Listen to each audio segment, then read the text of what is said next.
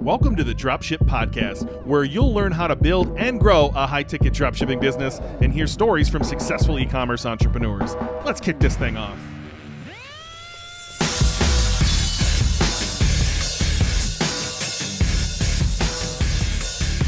Hey, welcome back to the Dropship Podcast. Today, I'm joined, without Ben, by Jayden. If you've been a listener to the podcast for some time, you will of course have seen Jayden or heard Jayden before, as it were.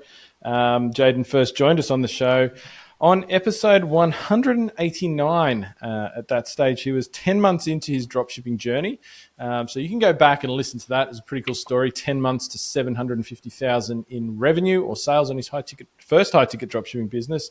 And he joined us again on episode 221 to talk about dropshipping in the UK. Jayden is, of course, based in the UK, and we've got you back again now, Jayden. Thanks for being here. Thanks for having me. Yeah, no, glad to be back. I'm excited. Yeah, and so as I mentioned, the first time we talked to you was back in episode 289, and you were 10 months in. You're now, what, a year and a half or nearly a year and a half? Yeah, that sort of mark, getting towards there. It's absolutely flown by. Yeah, and we were talking before the show, you also in that time have gone full-time with dropshipping, which, when did that happen? Just to refresh people's memory, when did that happen? That was pretty much dead on when I was on the podcast. So it was about that 10-month mark, which was way beyond my expectations. When I started out, I sort of thought, well, to be honest, I said I was happy for it to take as long as it takes. I was at that breaking point where I was like, I can't do this corporate job for the rest of my life. I have to make a change. But I think internally, I always sort of hoped it would be within maybe a year and a half. That was probably the best case I would let myself believe. I always try and tell myself to look further in the future. And that's what I was always trying to say to myself. Look, if it takes 5 years, if you're in your whatever mid-30s and you're not working a corporate job that you hate, would you take that? Yeah, of course. But, internally, you always want it a bit quicker. We struggle to look at things on what I do anyway, on any more than maybe like a 1 or 2 year time scale. So yeah, about 18 months was the dream, I suppose. So yeah, when that happened inside a year, that was pretty cool. And then I think, I'm just trying to remember the timeline, but I know I'd pretty much I was either working my notice or I was out by the point that we recorded that podcast. And then my partner very shortly after as well, left her job to join the business. So it's the two of us now full time. And it was a cool moment, actually. I was chatting to someone who's considering joining the course last week. And last week, my partner and I, we were over in Paris, just having sort of a few days out there. And I signed onto the call from my hotel room and said, hey, we were chatting, and she was like, oh, so funnily enough, I listened to your podcast episode this morning. And one of the things you said you were excited for was being able to just go, next week, let's just go to Paris or here or whatever. And she was like, so good to see you're actually doing it. And I was like, it's quite a nice full circle moment. Yeah, so that's a goal achieved. So yeah, that was a cool moment. So yeah, the two of us full time now. So lives look very, very different to what they did this time last year. Yeah, wow, that's awesome. That's kind of living the dropshipping dream almost. I've got to say. I mean, we don't promote it much, but I think that was kind of how it was sold to me when I started 10 years ago. It was kind of like, yeah, you'll be traveling the world in a hotel room, doing your business and stuff in, I don't know that I'd call Paris an exotic location, but kind of exotic for a lot of people. And that's really cool, man. What was it like? Because I mean, I know from my perspective, and from my experience, making that jump from, your full-time career, all of that sort of thing, into, your own business was, at least for me, it was a pretty nerve-wracking experience. But that must have gone up a bit when your partner jumped out of hers as well, because now this is it for both of you guys. How's that going? Is it how does that feel? Is it what was your thinking there when that kind of came about? I guess how did you? I'm thinking about a lot of people think that they want to go through that phase of jumping from whatever they're doing into drop shipping, and that's kind of I think what most people get into it to achieve. the question we get a lot is like, how do you make that decision? Like, when do you make that decision? What did you think about when you're making that decision? One, to do it yourself, but also like to have both of you in that zone as well, and kind of have your business as the sole, as your sole income for both of you, if you like. Are you ready to finally take that next step? Finally start your business? Make 2024 the year that you take a step forward in your life? Well, I'm going to make it super easy on you. We're running an end of the year sale, and we're doing so for a few reasons. One, the price is going up next year. We are changing our prices. And two, because we are adding a bunch more to the course. So if you sign up now, you will get all of the extra stuff in the course at a price you will never see again. I can promise you that. We are updating the GA4 section, the Google Ads sections, a whole new SEO section, and a whole bunch of new videos from Leighton, from Mindset Coach Valentina, and other people who are going to help us put content into this course. So if you're looking to get an edge on 2024, get access to that new content at a much lower price, and grab this course at a price you'll never see again, make sure you check out our end of year sale, dropshipbreakthru.com/end of year. All one word, dropshipbreakthru.com/end of year. Yeah, so it's funny. I found it a lot easier making the decision or with her for her to give up and come and join the business than I did making the decision for myself to do that first bit of leaving the job. My partner's done bits and bobs in the business, but just to help me out here and there. But really, this has been something that I have worked on to the point that she joined full time. She'd sort of not really touched the business at all. So it was always natural that I would give up first, of course. So yeah, I would say I delayed that decision probably more than I needed to. I was probably overcautious. And when I look back, I ummed and ahed and, created all manner of, Excels and whatever else that make you feel comfortable with this stuff. And I look back now and I'm like, what were you doing? Like, you had like a year's worth of income, and not to mention like the business was at a point where it was paying my salary anyway. I was like, why did you need such a huge safety net? And I look back actually and think I probably caused myself 3 or 4 months of unnecessary stress where the business was really busy, work was really busy, and I was like trying to do the two together. But hey, whatever, you learn. At least I got to give up. I would say I probably pushed it beyond the point that I needed to, but at least that meant I could give up with a nice big safety net, which was cool. And then our plan was always to get my partner out of work as well, because the reason we wanted to do this is to spend more time together. It was our entire goal. But the view was more that we would get her out of work and she would work on something that was her own, whatever, I suppose, word you want to use, muse, or something that made her fulfilled and passionate. Yeah. But she wasn't enjoying her job at all. She was having a really miserable time at work. And we just had the conversation and just said, look, does this really make sense for you to, we had this idea that, maybe in another 6 months or a year, she would come on board. And then she would just have the headspace to find whatever it was that was going to make her fulfilled. And because, dropshipping's never been her primary sort of interest. Sure. Yeah. But yeah, we're just there chatting and saying, look, we've got the fortune of both of us were working these jobs while we were running the business. So naturally you build up a really nice sort of store of profits. We had, probably a year's worth of household income. We're like, just doesn't seem to make sense for you to be miserable and for us to delay living this life that we want. I mean, even just in the 3 months. And that's what makes us happy, right? Travel is what makes us happy. We love being away together and experiencing new things. So, we've been lucky enough to go and spend a couple of weeks in Barcelona. And a lot of those days just look like working days, but from a cafe or whatever.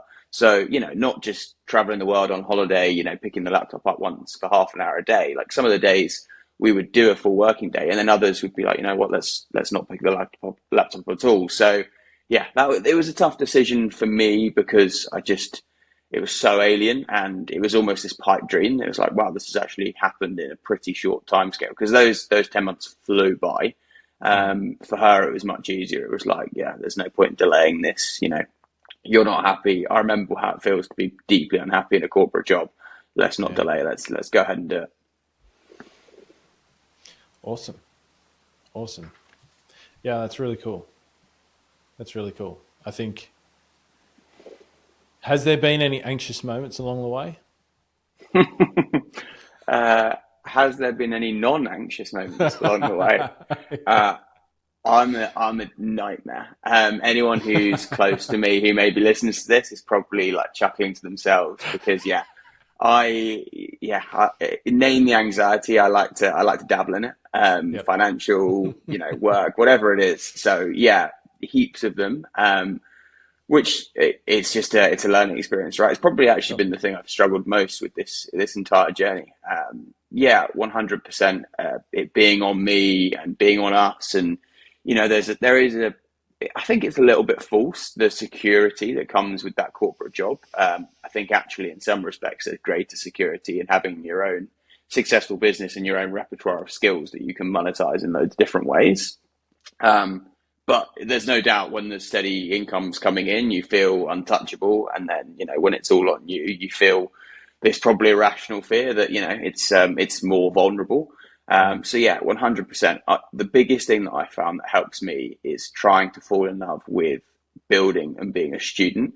And that I find, so I've really tried to stop looking at what's happening right now. And I guess I've been fortunate, right? And the business has been quite financially successful, quite consistently. So I haven't yet had those really tough times, and maybe the anxiety will ramp up if that business does go through a tough period. But for right now, I try not to think about what's happening right now, and I try and think about just commit to what you're going to achieve in 6 months, because I guess I've got the first year's worth of like proof of concept of that.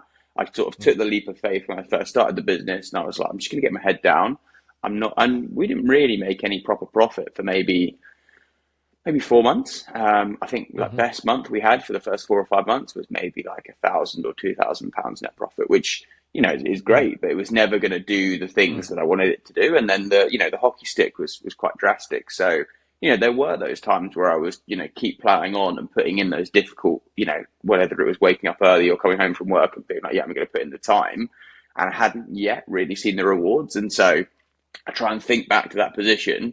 And yeah, sure, it's a different position, trying to, 3x a business that's maybe already in 7 figures versus going from zero-ish to something. But it's still similar anxiety of like, when I first started, it felt unfathomable to have a business that was doing 7 figures. It now feels like, 3 million now feels crazy, or 5 million or whatever, the stuff you want to reach for next. It's like, geez, can I really do that? So yeah, I try and almost like say, right, that's in the hands of the ecom gods or whatever you want, and your only bit in this equation is just do the work and be a student, like constantly learn more, constantly better yourself as a business owner, and just trust that the rest of it will fall into place like it did in the first year, sort of thing.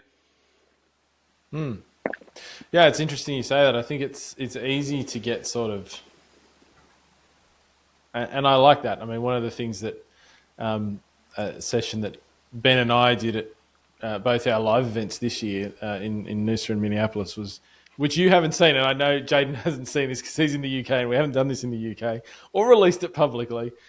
We do a talk called Do the Work, right? It's literally that. It's just do the work, and we go through a whole list of all the things, not even the big sexy things, just all the little things that we've seen successful people do that other people don't do. And it's literally just an accumulation of all these smaller, fairly unsexy kind of marketing and customer service tasks and things like that, that when you put them all together and you do them consistently, pretty much anybody that does those things will be successful. And so those talks actually will be coming out on the podcast in early next year. So people can hang out for that. But yeah, I like that. I really like that, like focusing on, like trying not to, I guess, think about that bigger picture and really focusing on just, what's in your control and doing what you can do and bettering yourself along the way, I think that's a good way to look at it.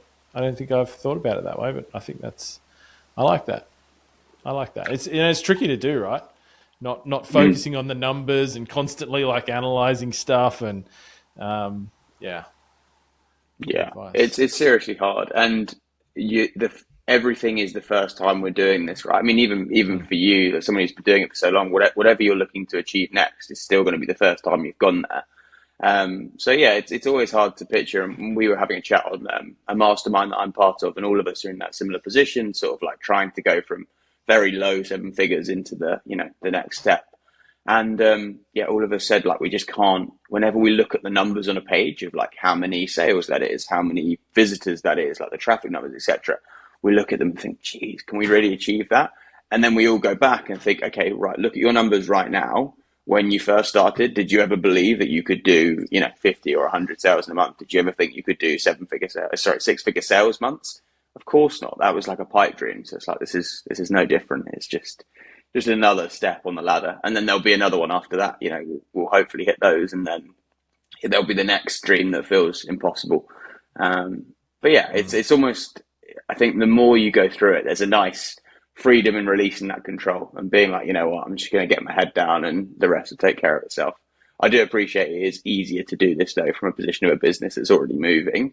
I get that is a much harder thing to do for someone who's at zero right now, because they feel like they've got a whole lifestyle to change as well as a financial goal to hit, right? Whereas mine, to them, they might think, well, yeah, you're just trying to increase financial success. You've sort of reached that big goal, and I'll accept that, right? My biggest thing, in theory, if you'd have offered me this and then the business never grow from here, but basically I get to work for myself, my partner, and I get that freedom.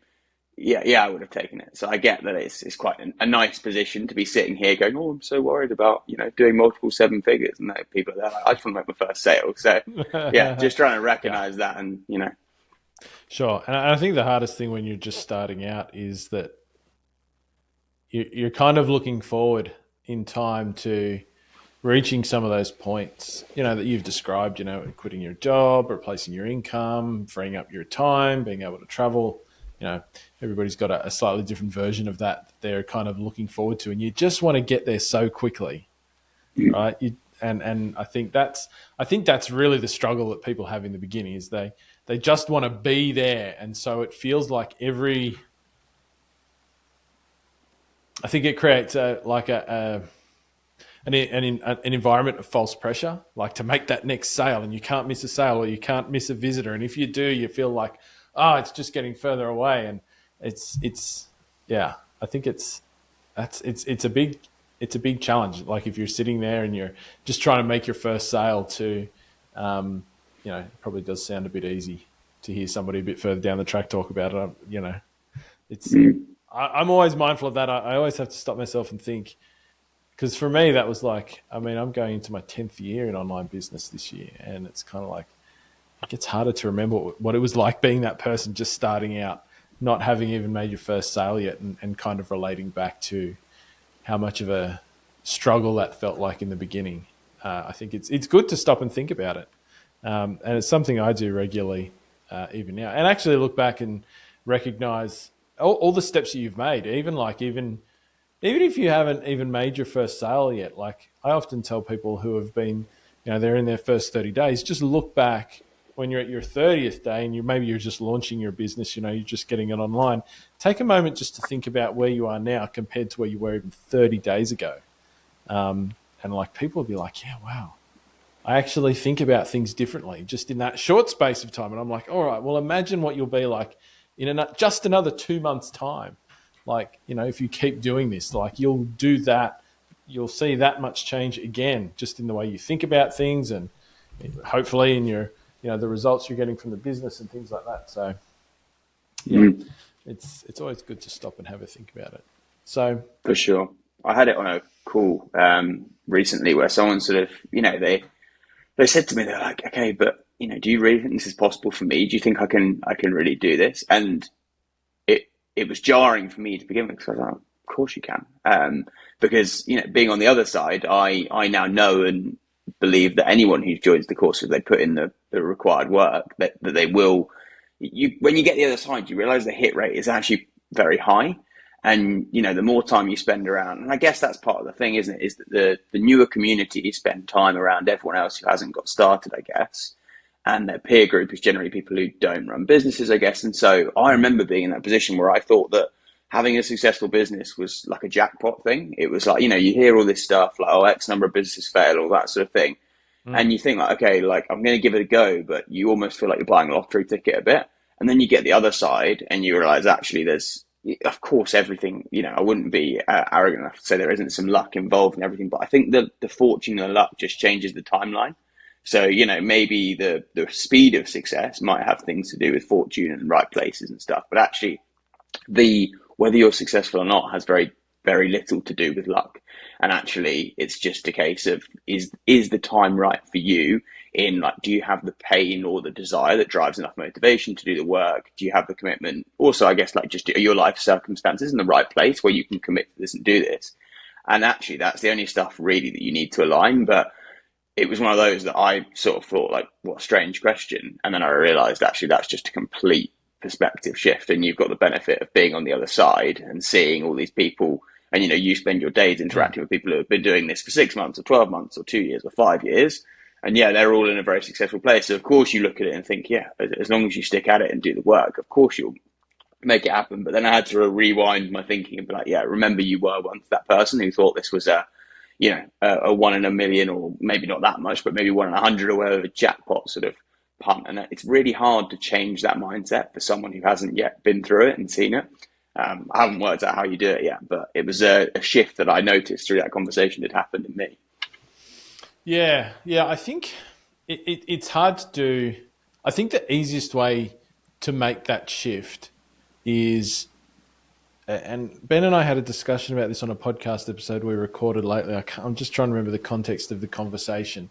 I think we were talking about how over time, like kind of like our mindsets had changed, and like how did that happen for each of us? Because our stories in that are both very different approaches, and we've both done very different things. And he asked me that, I think, and I was like, had to sit there and think about it. And I think for me, I think the quickest way you can change the way you think about what's possible for you is to put yourself in a community of people who are doing that thing, right? And you've mentioned it, like you currently spend time interacting with people who have been doing it, you know, for as long as you, longer than you, and you're seeing other people who are finding success with it and all of that sort of thing. And I think when you do that, like you put yourself in, you know, there's lots of places you can do it. I mean, obviously you can do it in Dropship Breakthru, but you know, we have a fantastic community of people there who are doing this every day, and people at all stages. You know, people like Jayden who are you know sort of a year and a half in. We've got people in our membership who are doing this for 5 years, 6 years, 7 years, and everywhere in between. So, because when you hang around people, you start to realize, and I think this is what it was like for me as well. You start to realize, and you're like, hey, hang on a second, like these people aren't really doing anything special or secret, and there's nothing really that special about them either. Like, as in, you know, they're not geniuses. You know, there's no sort of like, they're just kind of people like me. You know, had a job, had an average job. You know, all that sort of thing. And so, I think it is kind of hard to do it without having the ability to interact with other people who have done it. Do you know what I mean? So answering that question of like, I don't think I can do it. Like, you know, like, because I thought about that before I started business. I used to think part of my thinking that I can kind of remember was certainly that I thought that like having a successful business meant you had to come up with like an idea, like something special, like, you know, there was going to be some big light bulb moment, and you'd be like, aha, and now I'm going to start a business and I'm going to come up with this fantastic product that nobody has thought of before. Like, and so, but that held me back for ages because I was like, I can't think of anything. What do I do? Like, I can't think of anything special. And of course, at some point, I think I just went around in circles with that kind of thinking for like probably years on and off, to be honest. And then at some point I was just like, oh, fuck it, I've got to pull my finger out and do something. And by that time, dropshipping and high ticket dropshipping had come across my radar, and I was like, well, I might as well just jump in there. And so, yeah, it took me ages to move past some of those thoughts myself in the beginning. And so I think, yeah, the quickest way is just to find people and go and spend time with them. Like, and they don't even have to be dropshipping people either. Like, literally just find people who are, you know, doing something similar to what you want. People who run online businesses, people who just run businesses, right? There's all sorts of ways that you can interact with communities of people in the business space, because you just need to see, you know, when you see the people and you hear their stories and where they came from, it just starts to click in your mind. And this is true for any sort of mindset shift that you need to make. It's not necessarily, you know, this particular one. could be anything, how you think about money, for example, or, all sorts of things, is just go and hang out with people who, or listen to, one of the things when I was talking to Ben was I think I just listened to certain people who are way ahead of me and still are way ahead of me, like a lot. And I just kept hearing them saying the same things. And I think that just slowly shifts your thinking as well, just even going and listening to people who have made that jump. To me, that's the quickest way you can do it, for sure. Yeah, no, definitely. Cool, man. Well, before we jumped on the show, I was talking to you. I wanted you to come up with a few things, and I don't know, we might have already touched on them. This has gone in a slightly different direction to where I thought it was going to go, which is absolutely fine. But I asked you to think up maybe like 3 things. We've had you on a few times at different stages of your journey. You're now a year and a half in, I think, which is 7-figure dropshipper. And that's where a lot of still every time I say that, I feel like laughing as well. Yeah, I cringe. Jayden's the next 7-figure dropshipping guru, everybody. My Lambo's just turning up. That's actually perfect. Sweet. So, like 3 things that, looking back on that year and a half, that either were different to what you expected or were not what you expected, or just 3 things that have kind of really stood out to you that maybe you'd love somebody who's, at that early part of their journey, either just getting started now or thinking about jumping into high-ticket dropshipping. Just 3 things that have really stood out for you. Yeah. So I guess the first thing I would say is I didn't appreciate that I was going to become a business owner. And I know that sounds absolutely ridiculous. It's like, well, you're starting a business, genius. But I didn't realize that role. And it's awesome. It's been it's been something that I never really appreciated was going to come as part of this. But it's actually my favorite thing now is being in that business owner seat. And by that, I mean, like having the relationships that I now hold and, having a personal relationship with my suppliers. And actually, a lot of the suppliers I work with are not these, when I first started, I thought, right, I'm going to work with massive companies that are going to be faceless. I'm going to be relatively faceless. I'm going to have some customer interaction, but again, like the business is going to be relatively faceless. And ultimately, it's going to be a case of employ tactics and strategies and make money, right? That was this idea I had in my head. And actually, the business is very, very, very different from that, and in a really good way. And I love having personal relationships with suppliers that are actually these relatively small companies. Some of them are like family run. Some of them have been doing it for 20 years. You speak to them, you meet their partners, whatever it is. They're people you actually want to make money for. And you get to the point where you're as important to them as they are to you, and you're growing together. And that's seriously cool. It's a lovely way to feel. Feeling like you're part of something, I guess, a little bit more than just this faceless person on the internet making money almost, which is, I think, sort of sometimes how people perceive e-commerce as a business model. It's like, yeah, it's great. You just, location independence and, sit back and rake it in sort of thing. And then the same thing with customers. Like it's been awesome to have, really strong relationships with customers. And again, like I always thought of acquiring customers as something that happens in paid marketing or happens in organic search. And actually, again, like acquiring a customer by actually caring about them and actually like seeing what they're trying to achieve. And then I can now sort of feel a little bit when I'm on the phone to a customer, I can sort of feel in our interaction, like, okay, this person's on board. They don't know what they're going to buy necessarily yet. It might be brand A, it might be brand B, or it might be whichever of the products. But I sort of feel like they're going to buy from us now. That sort of trust has happened.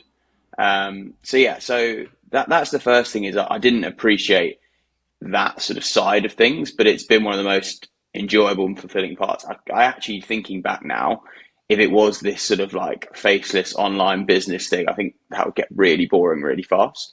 Like, sure, there's an appeal in the anonymity when you've got imposter syndrome right at the beginning and you think, oh gosh, that's all quite scary.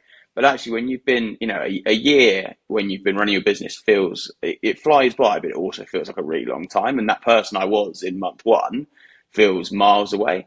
And so, yeah, once you've lived and breathed your business for a year and lived and breathed your suppliers and the market, you do start to feel like an expert. And so those interactions start to become really cool. And it's still a nice moment when a supplier I think I put it in the Slack recently. One of our suppliers is going into a new product category, and it's our best selling product area. And he gave me a call, the business owner, and said, would you mind if I flew you and your partner out to Germany just to have a look at some of these products that we're developing and give some feedback? And I was like, shit, that's so cool. That was still a real nice moment of like, someone actually cares about my opinion on this stuff, sees me as someone, of note, I guess, in still a pretty short time. Yeah, and I think I've tried to recently reflect on how we got to that stage with some of our suppliers where, we're to that point of value. And I think it's just a build up of, I would call them 1%ers, but probably even smaller than that. It's these like tiny little things. And again, like that's sort of what we were talking about earlier, where it's not the things that you can write down in a strategy or, teach it. It's just actually by virtue of spending time in that and seeing how other people who have been doing this for longer, how they sit in that business owner seat. And yeah, just consistently doing that you start to think, okay, I can't really see how that's all come together, but there's been so many different interactions between whether it's customers or suppliers that sort of got us to that point. And it makes it very exciting for thinking of where that could be in 3 years or 5 years, etc. Yeah, man. Awesome. Relationships are like probably one of the number one things here, right? In having a successful business. And once again, it's not like an online business, and you're absolutely right. I think a lot of people think it's a bit more of an impersonal business model than a traditional business model, but I think, yeah, definitely that's not the case. Relationships are like they're key to any business. It doesn't matter what you do. And so, yeah, I would strongly recommend that people listen to that part of the show again if you like. But building relationships with your suppliers and customers, which once again, I think you're right. There's not really like a thing that you teach. This is how you build relationships. It's just kind of like be a human and like interact with people, show people that you care. Like it's even small things like just like I think a lot of people when they think about like talking to suppliers, it's like they approach it from a very sort of transactional perspective. Like I'm only making this call to you so that I can extract this thing from you, like a better margin or access to a product or something like that. When sometimes you should just call up your suppliers and have a chat. They'll be like, hey man, how are you going? Like, how's your business going? Show that you're actually interested. Like, what are you guys working on at the moment? You got any new products coming up?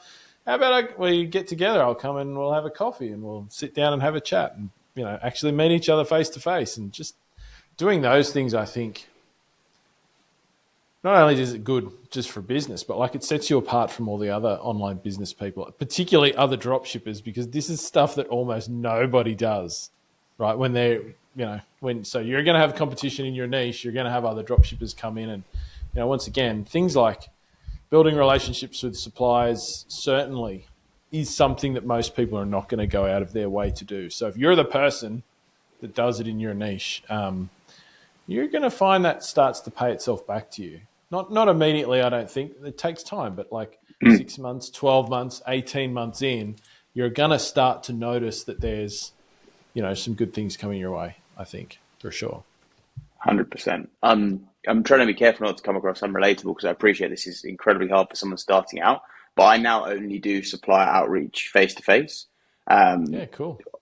Which is easier for me, right? Because I'm not trying to get 20 suppliers, in 1 week, for example, starting a business. And UK is a smaller country, so suppliers are maybe like max 4 or 5 hour drive for me. It's not a flight across to California or whatever. But for me, it's just a no-brainer now. And it makes it so easy, right? You just give them a call, introduce yourself, and say, hey, can we get something for me to come up and see you? And generally, that's a pretty small barrier, right? Everyone's, oh, okay, yeah, sure. Why not? You could have 30 minutes in my calendar.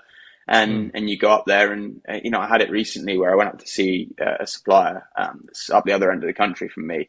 I spoke to a couple of people and they're like, geez, you're going to drive 5 hours for a 30-minute meeting. And I was like, well, yeah, but it might become a relationship that we have for, multiple years. It was amazing. Like the guy, it was a family-run business. I met his dad who started the business like 30 years ago. Then he was the managing director.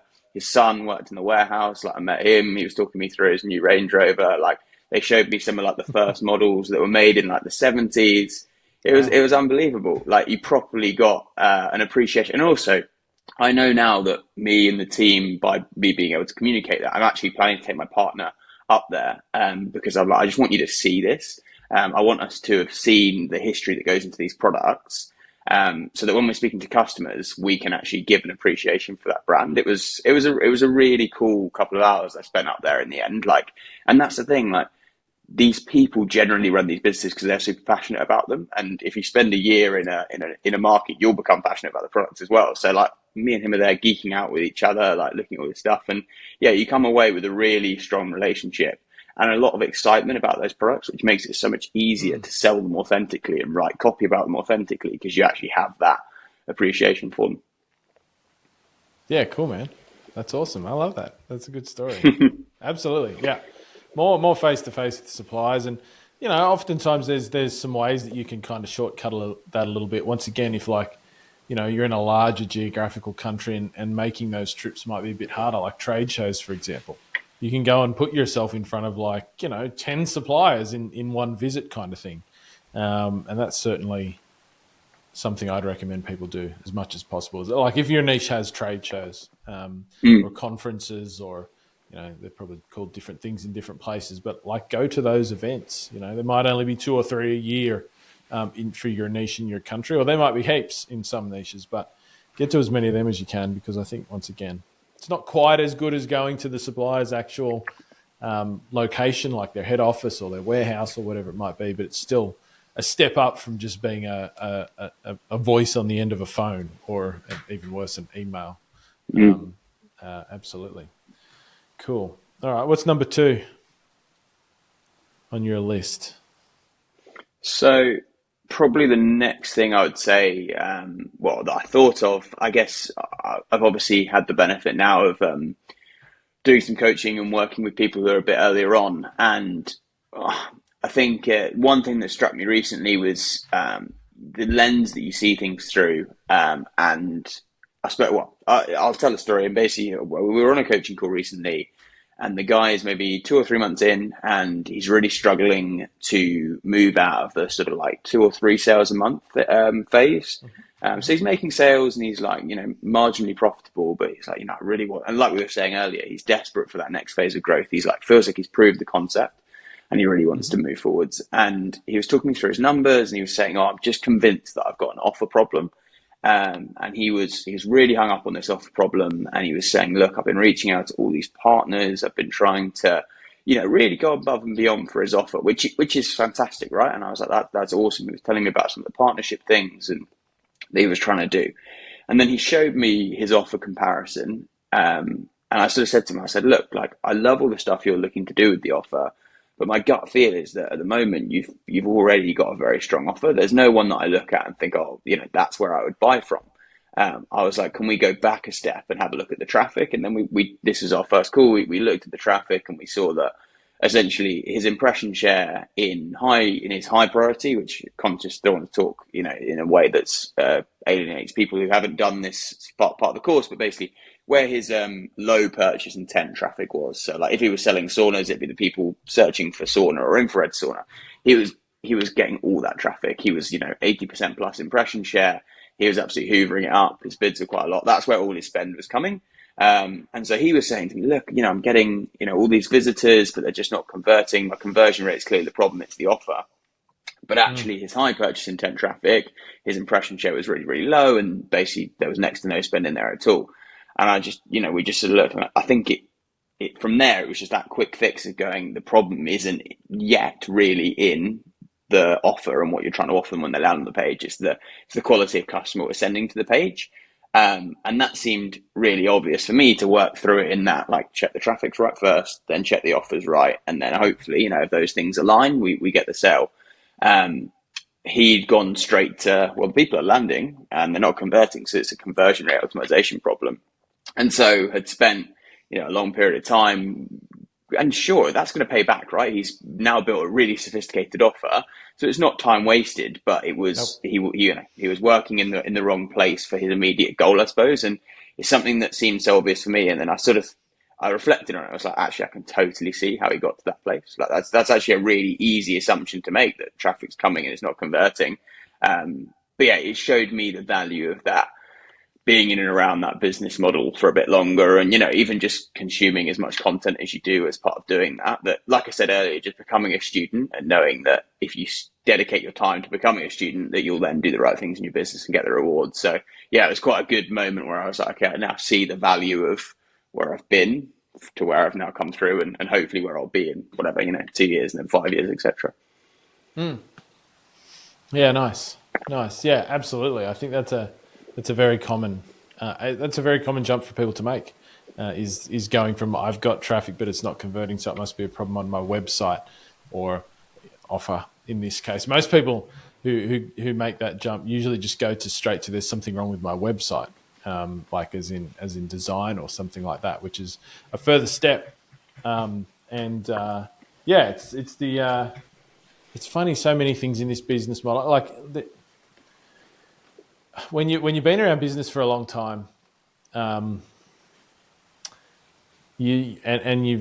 if you've kind of, like you said, been a kind of student to it, and I'm a bit of a marketing nerd myself, it's amazing to see how many things are the same across all businesses, like from a conceptual and kind of higher level perspective. So that the steps you've gone through is like the 40-40-20 principle, right? Which is, you can Google this, Google 40-40-20. It goes back to like the days of direct mail, when the way that people sold stuff, like in the 50s, 60s and 70s and stuff, was like sending things into people's mailboxes, and they'd be sending them like the equivalent of an e-commerce website, but in paper form, right? And then people would look through and there'd be copy on the pages and images and blah, blah, blah. And I really can't remember the name of the guy who came up with this. And I really should. I used to remember it. I can't remember. So I'm sorry to him, but if you Google it, you'll come across his name. It's just like Ed someone. Anyway. And so it's like anytime you have a conversion problem, there's, like if you take the chance of a conversion happening out of 100 and split it into 40, 40 and 20, those add up to 100. Traffic, offer, presentation. And so this is what they learnt doing direct mailers, is that, if you're sending it to the wrong people, then it doesn't matter how good the offer is or how good the presentation is, it just won't convert, right? But if you send it to the right people and then you're not getting sales, then the next thing is the offer good?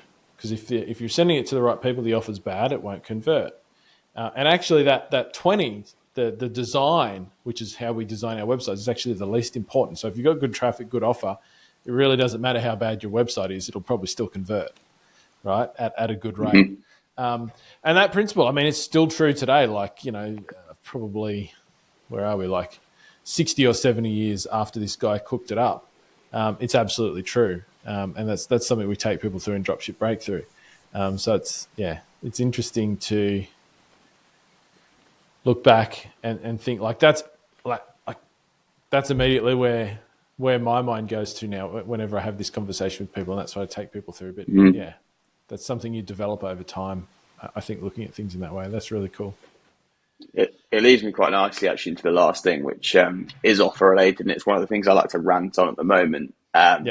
And to be fair, like I look back at my first offers when I was first running my site, and I think like you were so bad for this. But like, I first went through, okay, what's my offer going to be? And it was like, right, yeah, okay, map's not really a thing here in the UK, so maybe I'd try and have the lowest price. And, then you got lowest price guaranteed plastered all over the website. And then, oh, well, I'm offering free shipping. I'll, pat myself on the back for that. What a great bloke. And then, and probably give them a free gift that's a piece of shit that they don't really want as well, that isn't very related. And I'm like, oh, I got the best offer. Like, oh, I can't believe I'm not making sales, hand over fist. And now all of that stuff is, don't get me wrong, I try and have an equivalent lowest price. I try not to be beaten on price, because I do think that's a big barrier for customers. And fair enough, like if I was shopping and I loved a company and then there was another one that was average, but it was 250 quid cheaper or whatever, yeah, I'm probably going to save myself, like if it's a tangible amount of money. So, but I see price as a baseline, like that's just something you have to tick the box on. And then the offer is so much more than here's this shitty free gift or whatever. And I personally would rather someone make an offer with like a promise than with some piece of crap that they've sourced from somewhere else. And like that promise could literally just be, I promise to give a shit about you, you being the customer, for the entire time that you have this product. You know, if that's 2 years, 5 years, 10 years, I promise that we'll still be here. And, you know, if you have a problem or an issue or you need some help using it or whatever, and obviously you'd articulate this in a different way on your website, but, you know, can you get some, you know, user reviews of where you know, you've got to live this, right? But if a customer does call you a year later and goes, oh, you know, I'm actually trying to do something with this product, I'm struggling with it. Like, are you going to help them? Are you going to get them the answers? Like, are you going to, you know, for no more financial gain, you know, are you just going to look after them? And that's, I think, really important, is you're in the business of selling the end state that your product achieves, not selling the product. And so almost just being there, like, look, we've said to you this whole way through, you know, we're selling to the person behind our niche. We're trying to help them achieve that.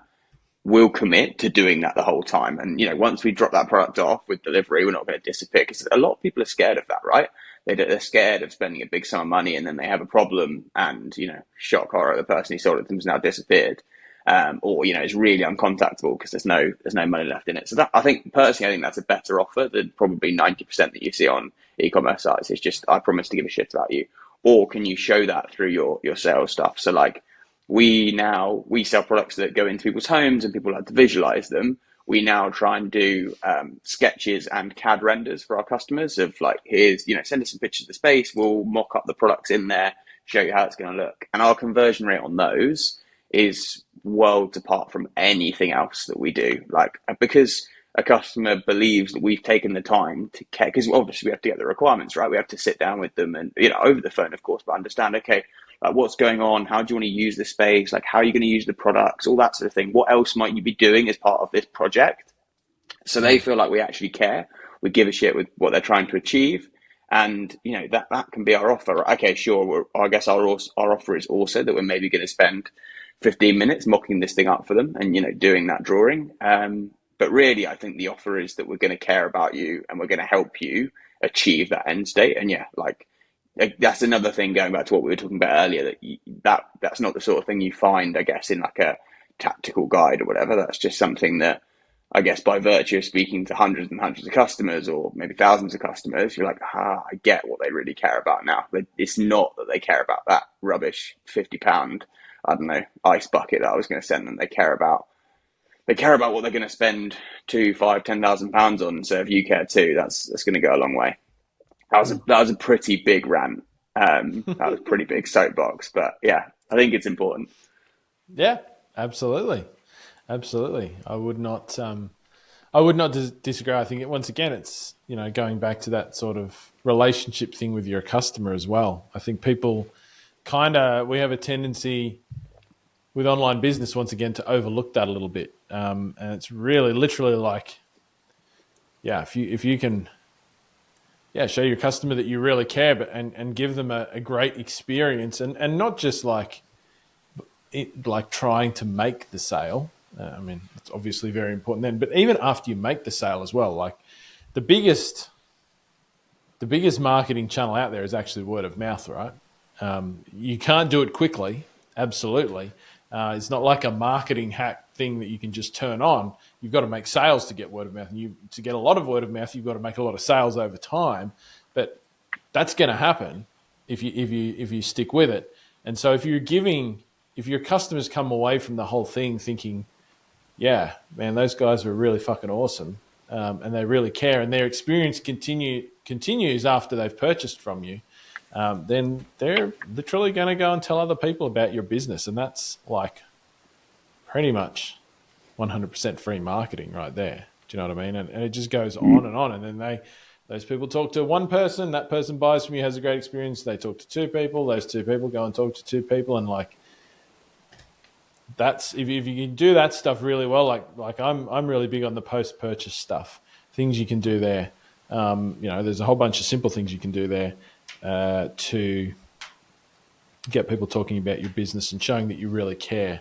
Like it's just not stuff that online businesses do very well.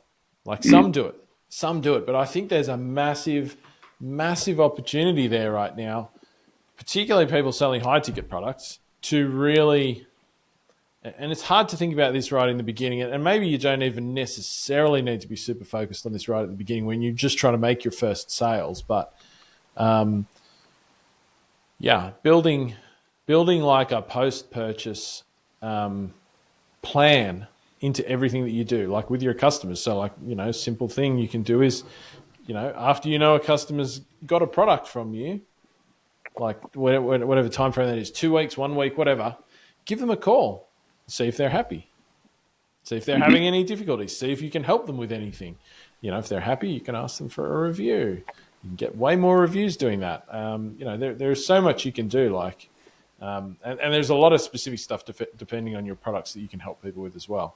But yeah, it's a big thing. Yeah. It's a big thing. Glad you said Yeah, that, no, I agree. sure. You make a good point that it's something to be careful of at the beginning, because I'd hate to see someone go, Jayden and Jon said I've got to have this whole thing built out, and now I need to spend ages building all that, and it's really formal, because I think people do fall into that trap.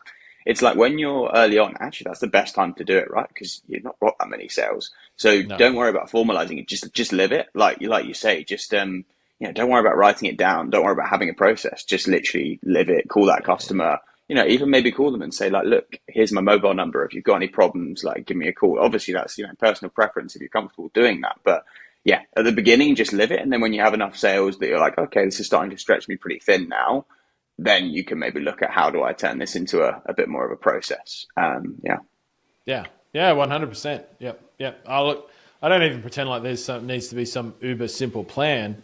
Like think about it. Like I challenge anybody to sit there and think about, after you bought a product from an online business, any online business you've bought from, doesn't have to be a dropshipping business, any online business. Think about how many of them did you hear from after you bought something from them. Like, and I don't mean you just got into their regular email marketing in your inbox sort of thing. Like, yeah, we get that happens, right? But like, how many of them made you feel like they were going out of their way to make sure you were happy, or that you were okay, or that the product lived up to expectations or whatever? I would almost guarantee that anybody actually thinking about that, you will struggle. You might come up with one or two examples. Like I'm literally standing here right now. I think I can think of maybe one or two examples still, right? And it's not like we're at the stage where e-commerce is some new shiny thing. People have been doing this for a long time, right? So, you always want to be looking out for where are once again, where's the path less trodden, that can really make a difference to my relationships to my suppliers, with my suppliers we've mentioned, with your customers we've mentioned. And I think these are the things that build really awesome businesses over time. It's not like how good do you run ads, or, how well do you do this marketing hack tactic thing, which a lot of people seem to fall into. Those things are important, but I think these things we're talking about are even more important. Cool, man. Well, that's awesome. You mentioned earlier that you've been doing some coaching. So I don't think we've necessarily... Our members know this. Maybe not all of our podcast listeners know this, but Jayden is a member of the Dropship Breakthru team now. And we've just recently, I